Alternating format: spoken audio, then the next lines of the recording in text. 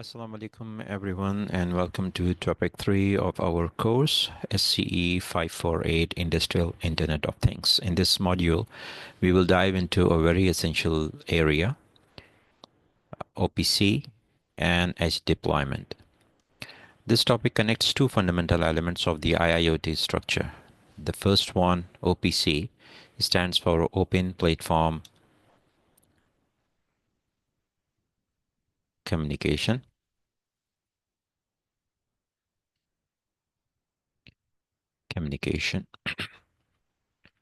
And this provides us a very secure communication between secure communication between industrial systems.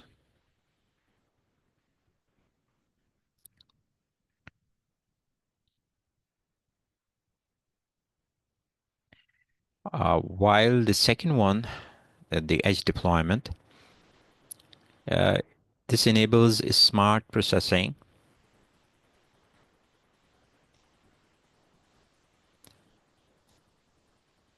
at the network's edge, and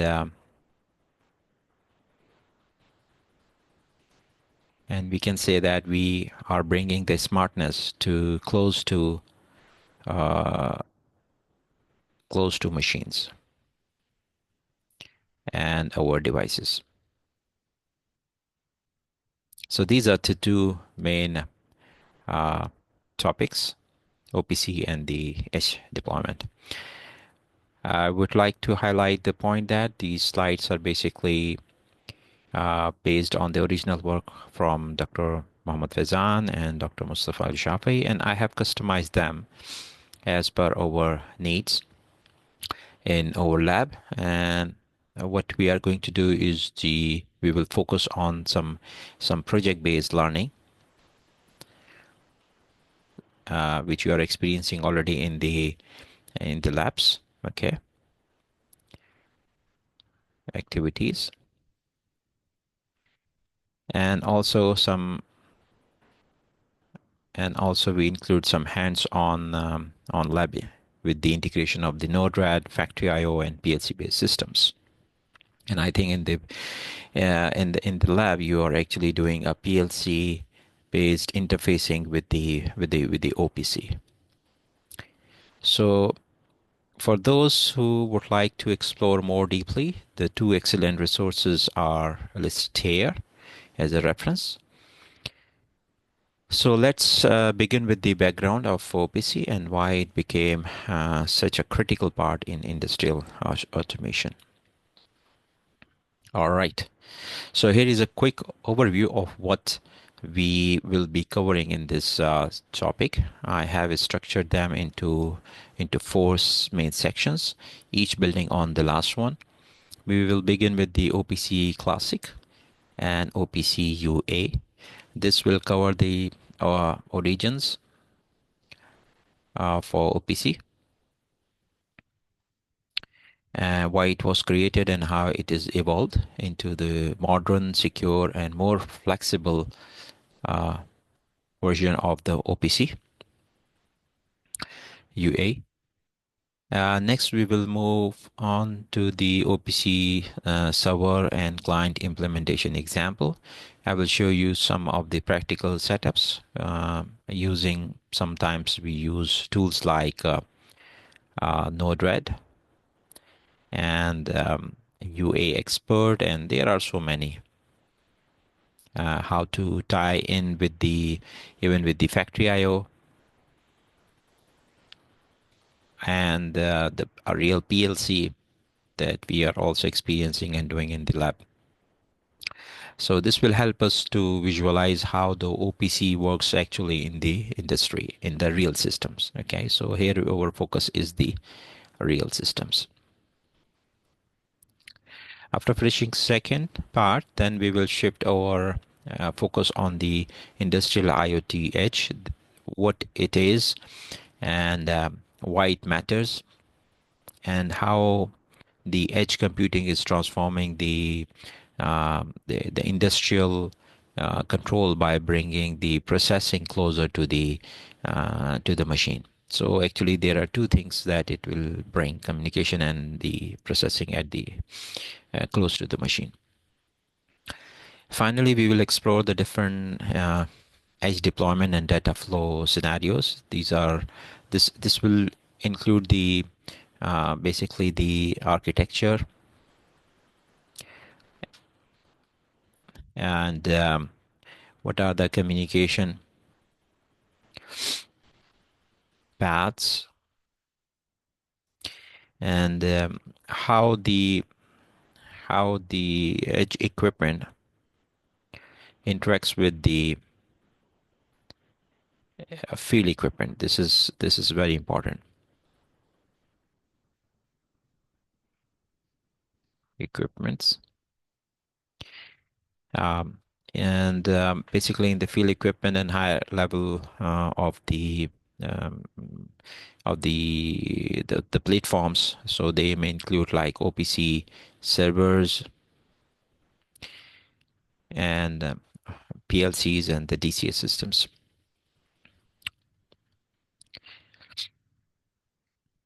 So you will notice that this topic is both what we see here is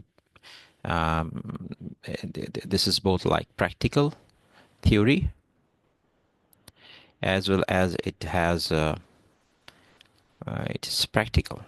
Okay, and that's why this OPC topic is crucial, is very crucial in your in your project work. Okay. Okay, so as we go through these slides, try to map the concepts and what we are doing in the lab or in your project. Okay, before we dive deep into the theory, let's take a step back and look at the like a bigger picture of let's have a bigger picture, okay, of how the OPC fits into the modern architecture, industrial architecture. Okay, so what we are looking is this is how OPC fits into uh, into a modern industrial architecture.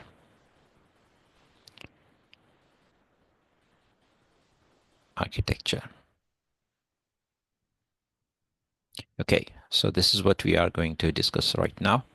So on the left side here, we have the factory floor. This is the factory floor where all the real world devices like sensors, actuators, RTUs. RTU stands for the remote terminal terminal unit, RTU, and the controllers like the PLCs, the CNC controllers, the DCS. These devices often talk using they talk often using the field bus or the control bus protocols, and these protocols are basically vendor specific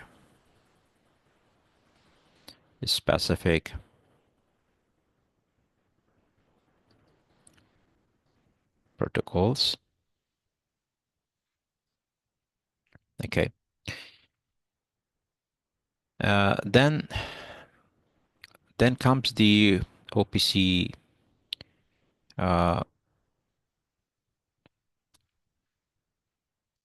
okay. So then comes the OPC server here, this one. And this sits in the middle as like a bridge or translator. It collects the data, all these control systems, and then it exposes this data in a standard format using OPC standard format.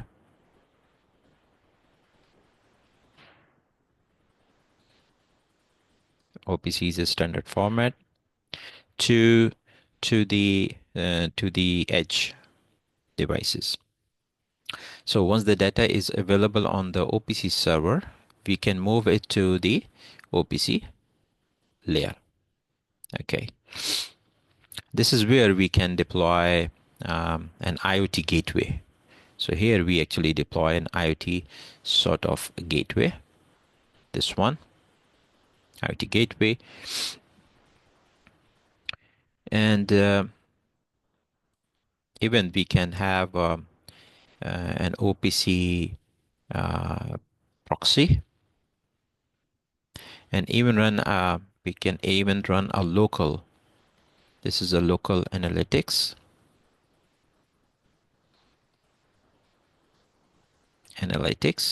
that we can deploy in the edge layer. And even if we don't do this thing, we can also make like a store and forward mechanism to, and this is very important, and this is crucial. This is some kind of like important aspect of having the store and forward, because sometimes we may have a broken connection here, then we may lose the data. So it is good to have this store and forward mechanism to avoid any temporary disconnection from the cloud. Okay, so this is important. Now let me write it here. This mechanism helps us to handle temporary disconnections from cloud. Okay, this is important thing. From the edge, the data flows to further to the cloud here, and using the protocols like MQTT and COAP or the WebSockets, which are lightweight. So the good thing is about these are lightweight. Okay, these are lightweight and scalable as well. Okay, so these are the lightweight and scalable protocols. And finally here we are done with the factory and the edge. Now in the cloud, finally in the cloud we have services. Okay, so we have a lot of services on the on the cloud side,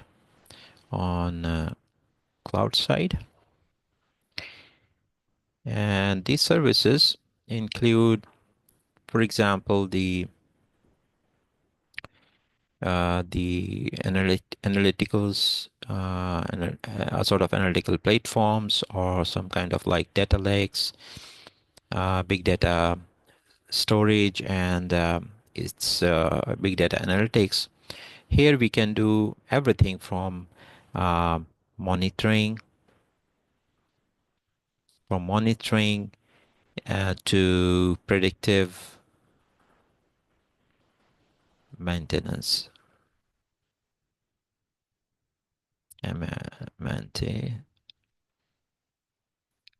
Maintenance. So this slide overall, it summarizes how OPC enables a smooth data flow from the factory floor all the way to the edge and then to your cloud. Okay.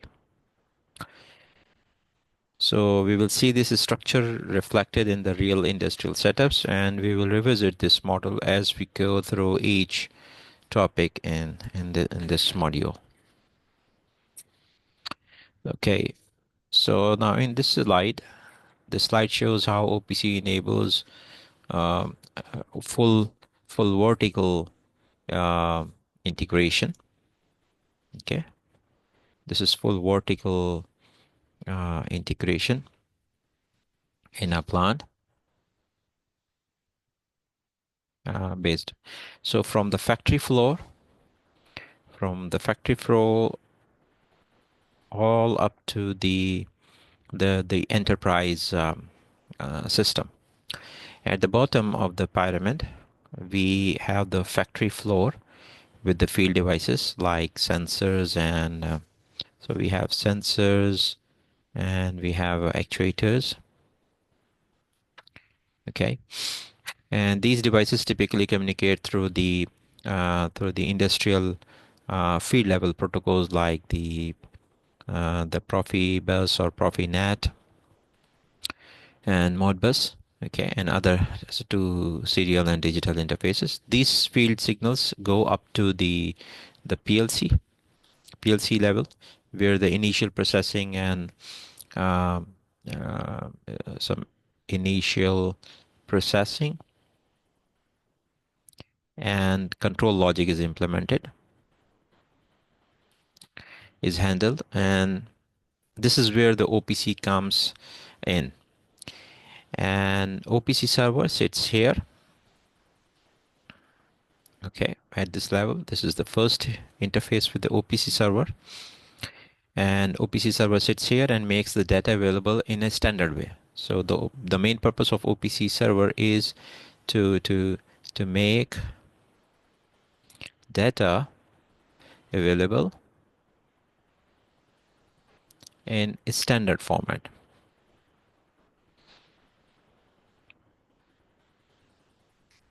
Standard format. Okay. As we go further up the pyramid, we have SCADA and HMI systems. They access the data through the OPC to visualize it. Now at this point we have we visualize it, and we also log it, and sometimes in case of any problem we also can send the alarms.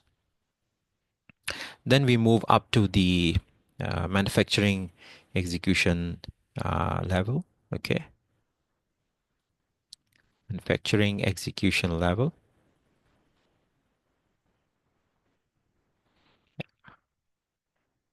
Okay, MES, and in this layer and even further to the ERP systems. And here in ERP, basically what we are doing is we are handling the planning, and we are like resource and business level decisions, resource planning and business level decisions.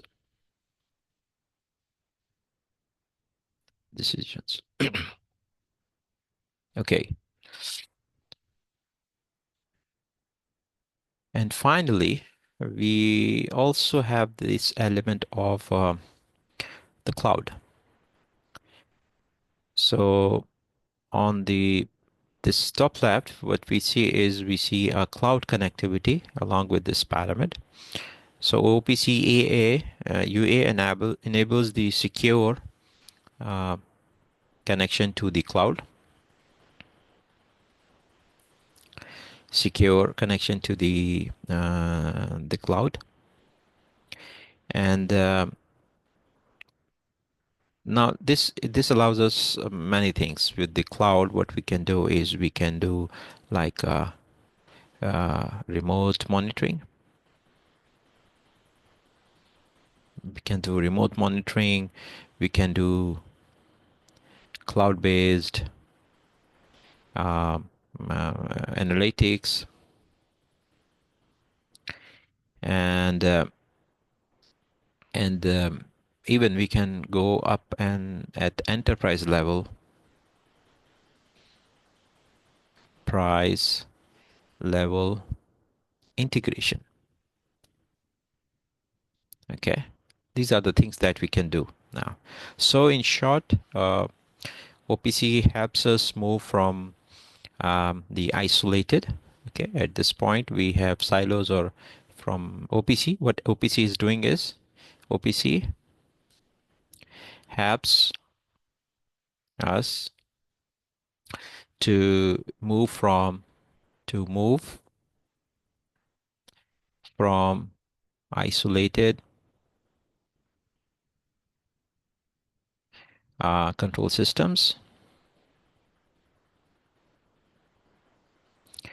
to fully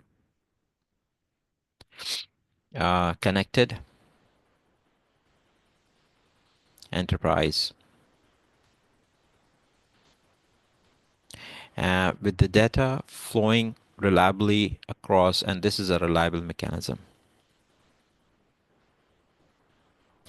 across all the layers from sensors and beyond. Okay. So now, before we go any further, let's pause for a moment and let's simply ask that what exactly the OPC is. And we have seen like a few diagrams and some communication flows where OPC fits in an industrial system, but we do really understand, we need to understand what exactly it is. Is it a protocol? Is it a protocol? Or is it a software? Okay, or is it a hardware? Does it have some kind of like rules? Okay, or what else? Okay, what else? So in the next few slides, we are going to the next what we are going to do is we are going to unpack the OPC, okay, in a step-by-step way, okay, in a very simple step by step way, starting we will start from like what is the history. It is important to know the basic history of it and original purpose.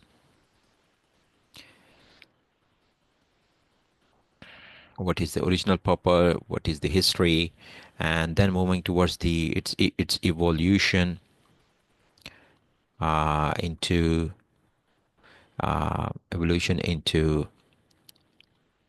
OPC UA, okay, which is now an OPC UA is basically like it's powering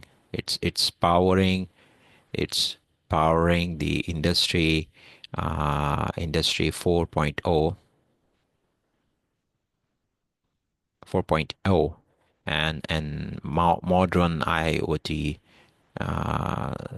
systems. Okay, so let's dive and discover the real story behind the OPC. All right. So so so now let's formally discover the OPC and what it is, where it starts from. So originally, OPC originally stands for it stood for object linking and embedding for process control, and built on Microsoft's OLE technology. But over time, as the use of OPC expanded beyond just Microsoft platform, the name was updated, and it is called now as Open Platform Communication, and that reflects its broader and platform independent nature. Okay, before it was Microsoft MS dependent originally, but now it is independent. Okay, so it is platform independent. I should say platform independent. Okay. Um, Now the purpose of OPC is to serve as a software interoperability interface. In simple terms, it allows devices and software from different vendors to communicate securely and reliably. Okay. One of the biggest problems in automation is that every vendor uses different hardware and protocols. So OPC gives us a common a common language, right? So it gives us a common language. OPC is giving us like a common language.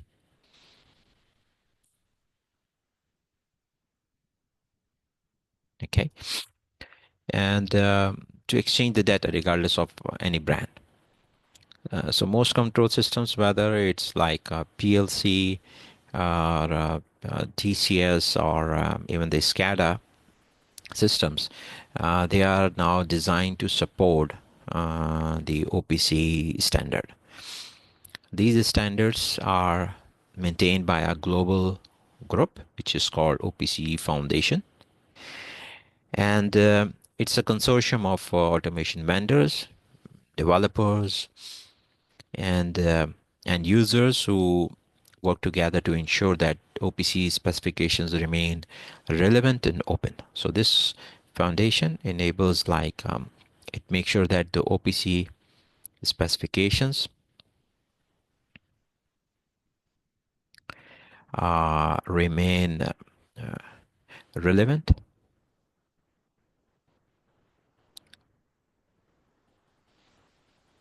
secure, as well as open, and also vendor independent. Open means vendor independent.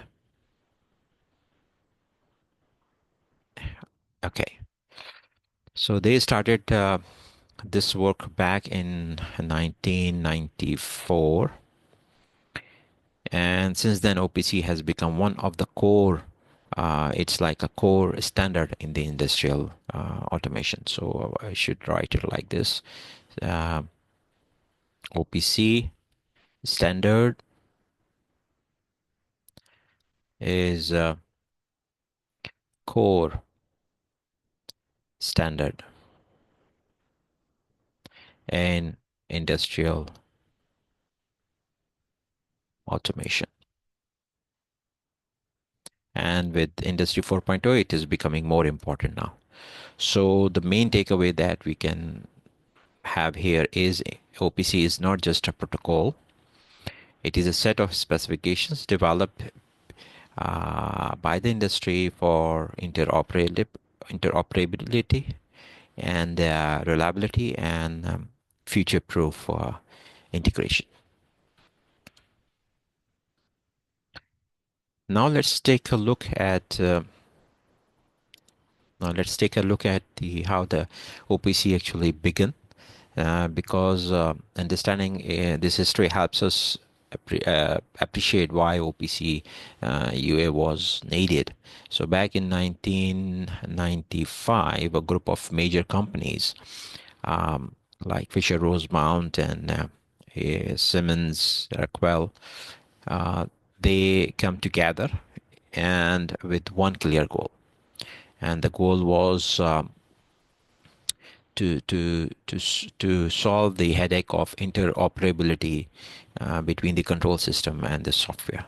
Okay, so basically, what their target was to uh, they come together to solve. The primary goal was to solve. Let me write it here. To solve the issue of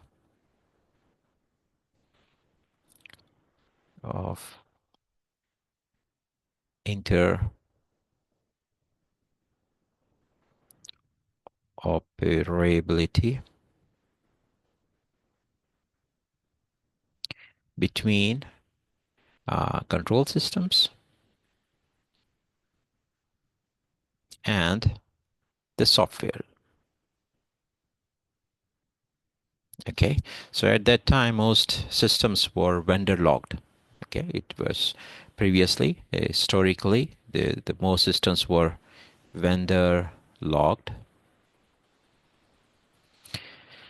and meaning if you bought a PLC from a company, you had to use their entire ecosystem of HMIs. And so PLC, if you bought a PLC, you have to buy the HMI or the SCADA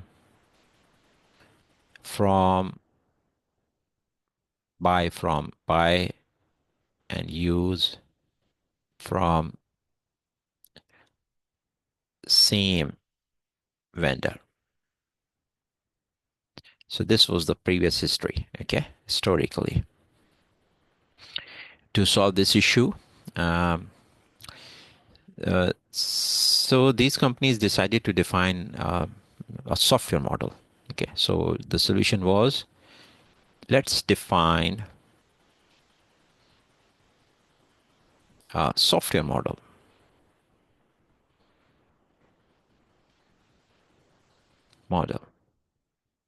Okay, so let's define a software model that could work across the systems, and especially in a Windows environment using Microsoft technologies. So initially it was the case. So this model was first released in 1996 as OPC DA, data access. We call it OPC DA, and it became the first part of what we now know as OPC Classic. Okay, so this was the first part of the OPC Classic. Over the years, OPC Classic found widespread adoption, not just in manufacturing, but in oil and gas, utilities, and building automation, renewable energy, and other energy sectors. So, however, as systems grew and more connected, and cybersecurity and scalability becomes like challenge.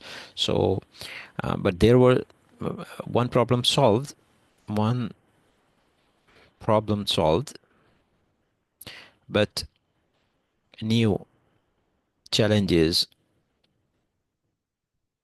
uh, come up in the market. Okay, so we have new challenges. So what were the new challenges? For example, like cybersecurity, and another thing was scalability.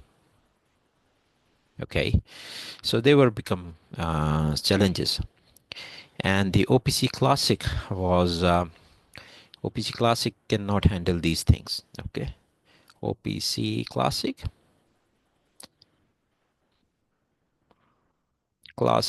was um, unable to handle these issues. So and especially because it was based on Microsoft COM and DCOM model. So the community evolved into another new standard, which is OPC UA. So this whole thing enabled them to work on a new standard, which is the OPC UA. Now we will explore this in detail, but it all started with a very practical industry challenge, and it required a very smart collaboration between the vendors to solve it. And alhamdulillah, it is solved as through solved through new OPC UA model. Okay, right. So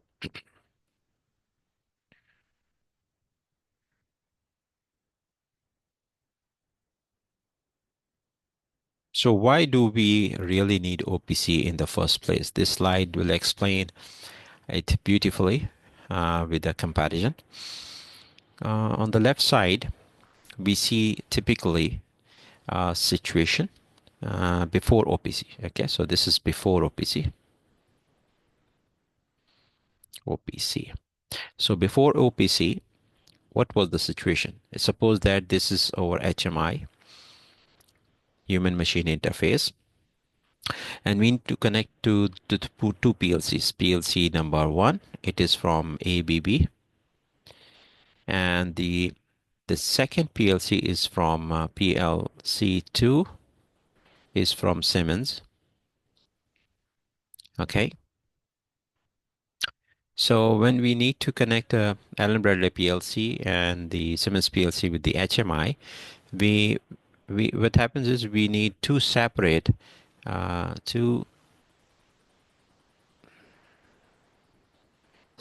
drivers which were vendor dependent.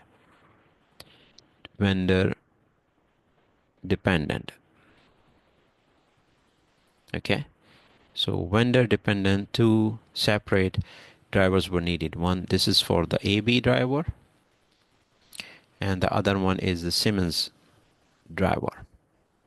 We needed two drivers to connect them. So that means every time you need to add a new device or exchange a new hardware, your software needs to be updated to support that exact driver. This becomes a nightmare when you have a multi-vendor. It is a nightmare in case of a multi-vendor environment.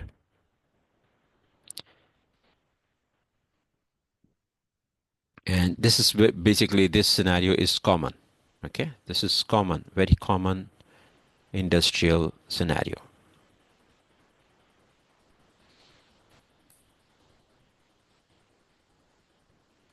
Okay.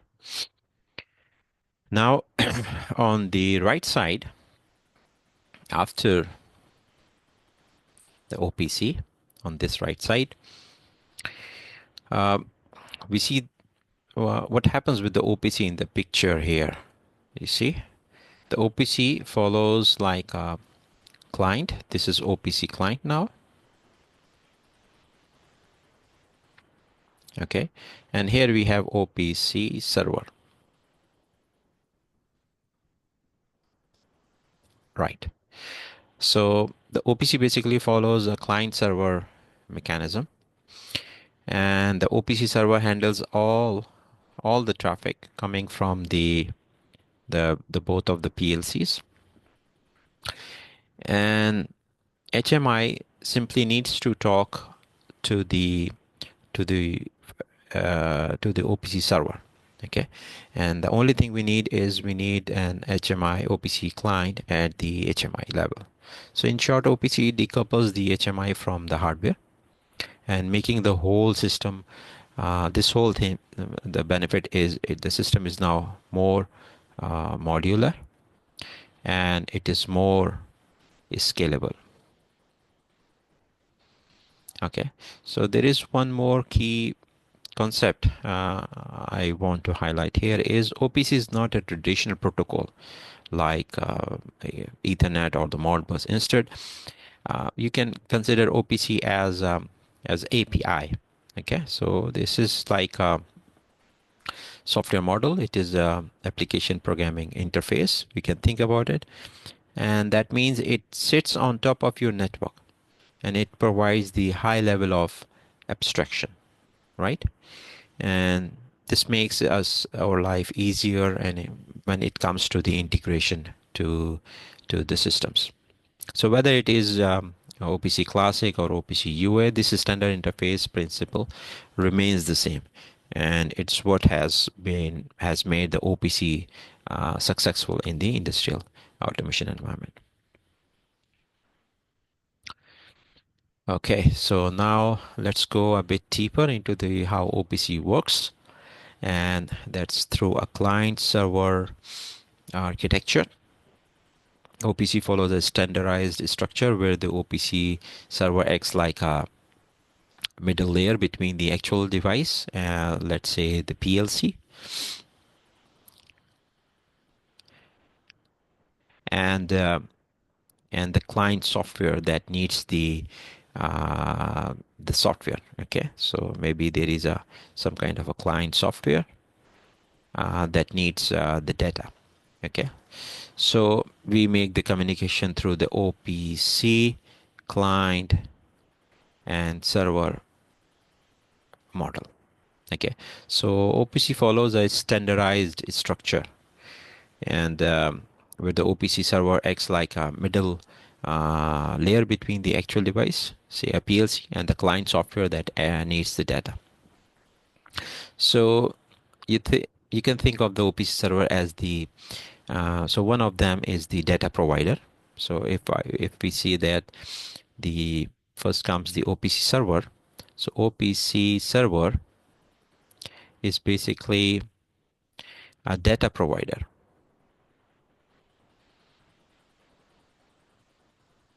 Okay, and the OPC client is a kind of like data requester.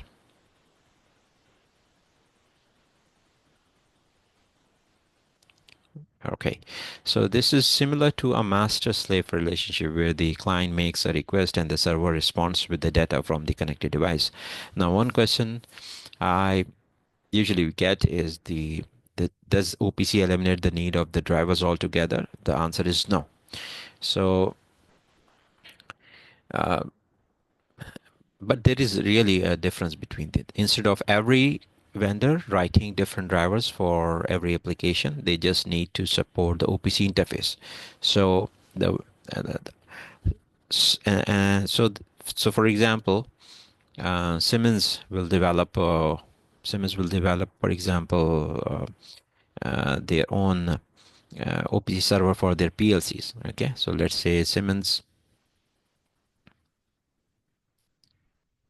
uh, Siemens will develop the uh, Siemens will develop OPC server for their PLC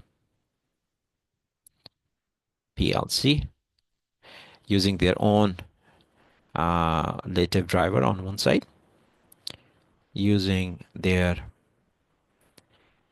native driver on one side. Okay. Meanwhile, any OPC client on the other side, any OPC compliant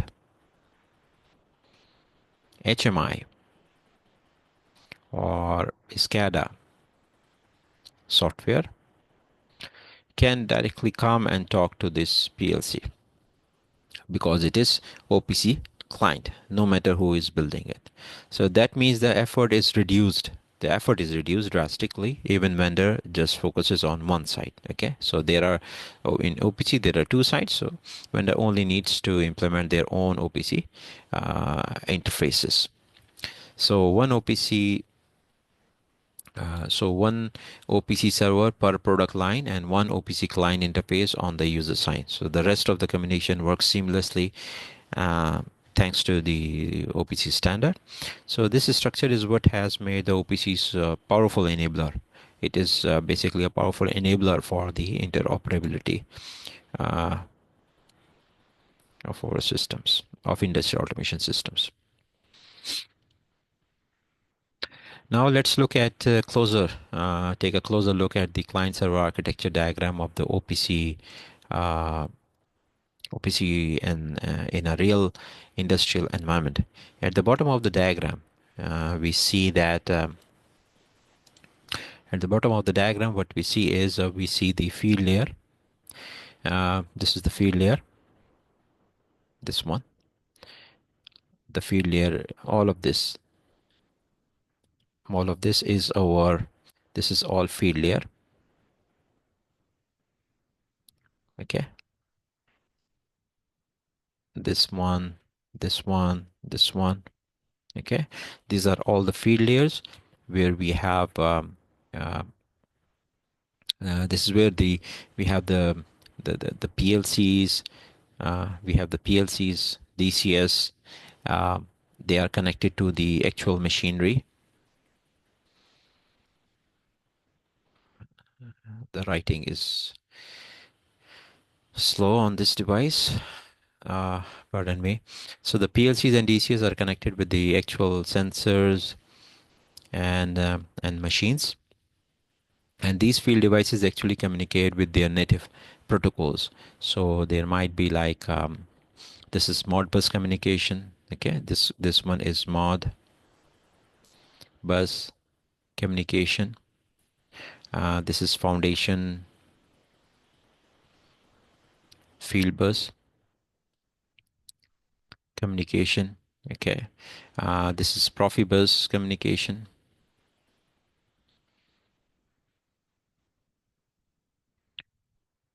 This is Profibus communication. Now, instead of building custom interfaces for each protocol, so we have like 1, 2, 3, and 4 protocols, we can use an OPC server, single OPC server from OPC server in the middle. And this server is equipped with different drivers. You can see them labeled, like this is the connected with the Profibus DP, the Foundation Field Bus, Modbus driver, and DCSS specific driver. So essentially, the OPC server understands the language of this OPC server. The OPC server understands. I'm sorry because the writing is slow here. Understands the, but you can run it in faster, and I'm writing slow. So the OPC server understands the language of each device, okay, and exposes that data into the standard format.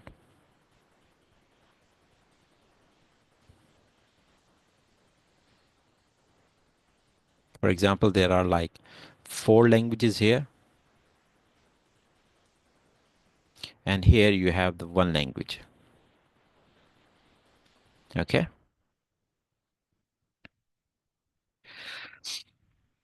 Right. Now, once the, sorry. Okay. Now at the top, if what we see is on the top of this diagram, we have OPC clients. Okay. We have the OPC clients. We have the OPC clients, and these are typically supervision applications, like it may be like a SCADA or HMI, or even some enterprise level or enterprise dashboard, right? So these clients request data. So what actually is happening is these request data. Okay, so these request data over the supervision, this communication channel, and the OPC server, it will respond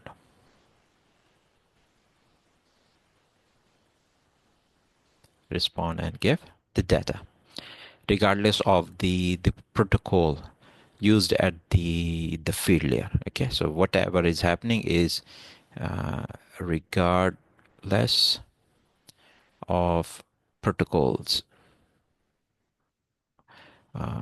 all other protocols. Okay, so there is also you see there is also an engineering or operator here. This represents a local configuration interface where the OPC server can be configured and managed. So this is for the local configuration for OPC server. So overall, this architecture highlights how the OPC acts as a universal translator. Okay, so OPC is basically what here, the key point is OPC as universal translator, and making the industry systems from different vendors and different protocols interoperable through one centralized communication hub. Okay,